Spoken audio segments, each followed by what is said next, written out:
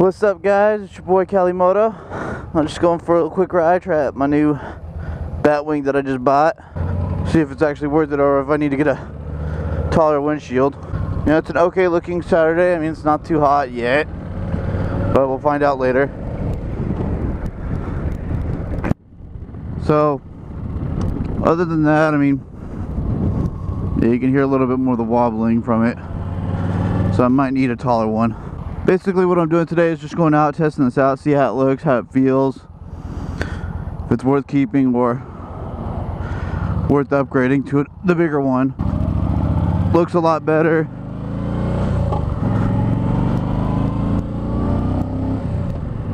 I wish the arm guards went out a little bit further, but it is what it is. I mean, it's deflecting some of the wind, not all of it. I forgot I gotta try out my cruise control that I just put, well, my bad, not cruise control, throttle assist.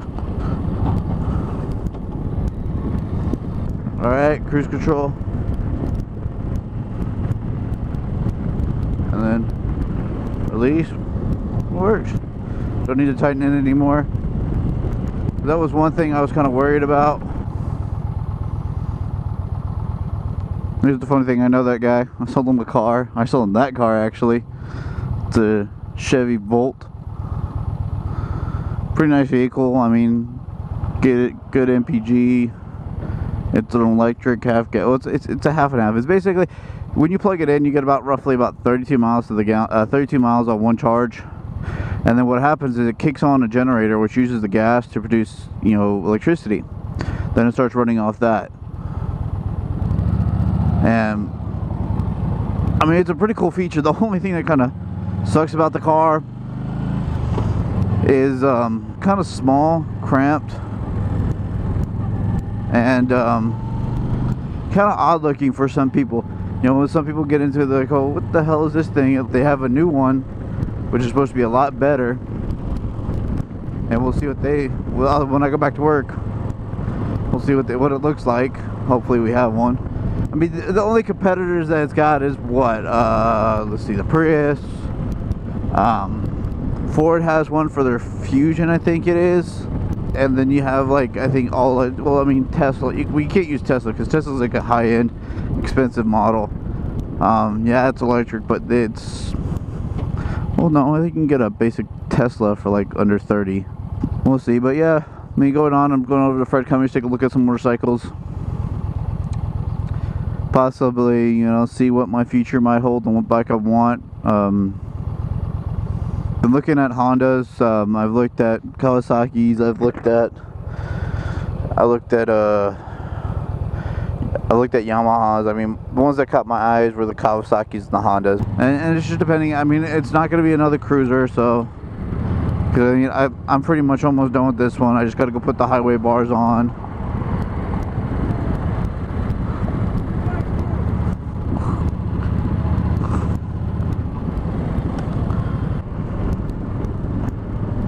Oh, I don't know if I caught that, but I'm going to go back through my camera and watch that. It was a VW Bug. I'm sorry, guys, but I'm a big fan of the VW Bugs. I mean, there's so many things you can do with it. You can beat it up and it will keep on running. I've always wanted one. I came close to buying one once, and it was just so terrible. You know, I got there, talked to the guy. I was like, well, hey, you know, I saw your VW it was on Craigslist. Wanted, I think it was like $2,500 for it. I mean, which wasn't a bad price for the 64 VW Bug. Got there, looked at it, I was like, why is it so low to the ground? Guy walks out. I'm like, let me take a quick look at it, you know, see some things. So I take a look at it, you know.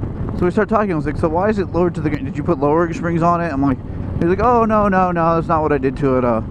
He's like, he tries to start it, doesn't work. So he goes, jump starts it, which kind of is a bad thing because, I mean, what's going on? And, you know, hits the compressor turns on. It can be lowered with a freaking compressor. I'm like, why would you do that to a VW? I mean, usually it's meant for, you know, VWs were great cruising vehicles. They were cheap to make, and, you know, they were affordable for a lot of people. But then you get some of the guys that do what I want to do to one, and that's Make it a Baja style. I hate this circle because no one really pays attention when you go in or when you're trying to get out. So I started walking around. I was like, all right, maybe I could just take out the compressor. I'll start with the fresh slate. So I started walking around more and more, and my buddy Dave was with me, and we were looking and started finding problems after problem. So I told the guy, I was like, what are you asking for? He's like, oh, well, $2,500. I'm like, I'm gonna be honest with you, I'm not gonna pay even near that price. I was like, I'll give you $500. And he's like, well, no, it's got all this stuff. I'm like, yeah, all that stuff that you added doesn't actually add value to it. You're actually diminishing the value of the VW.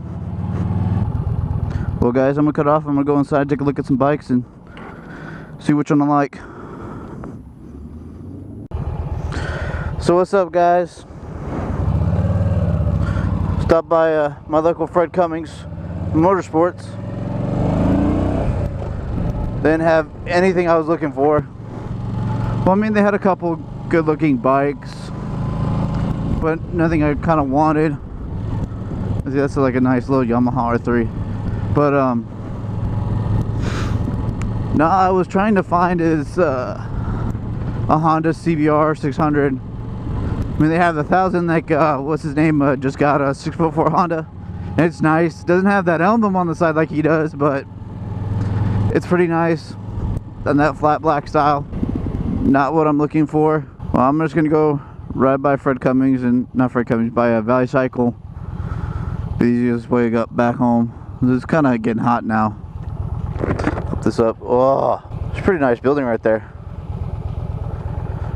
I mean, I looked at a couple. They had oh, was it GSX? I think it was a GSX 12. Looks pretty nice. I mean, my thing is, if I'm gonna go all out, my sport bike's gonna be me. I don't know. I kind of want to, you know, like I said, I want a sport bike again. I've had 2 of them, and the sad thing is I've crashed both of them. You know, all I could say is the first 2, yeah, they were my fault. I was being stupid on it. My first accident was my fault. I went around a curve a little too fast and lost a little bit of control. Luckily, there was people around that saw it. I'm kind of happy. I got transferred to the hospital. I had road rash, my entire left side of my body, my legs, my leg, my arm. Luckily not my face because I had my helmet on. I'm being smart. But the funny part is, not the upper part of my arm. You know, like a normal regular shirt cuts off. That's where it kind of cut off for me.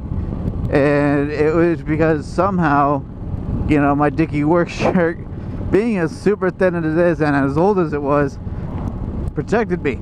I thought it was funny. Yeah, that just wasn't fun at all. I got a bike again. I loved it. It was fast. You know, I was still being stupid on it. I left somewhere in a pissed off mood, and you know, I lost control and had some fun with that.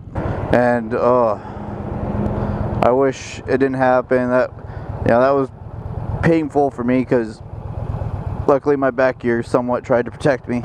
But yeah, I mean, that one hurt the most. Then, you know, I stopped riding. My parents made me give it up. I stopped riding for a couple years, and I got a job working at a great company. I still work there.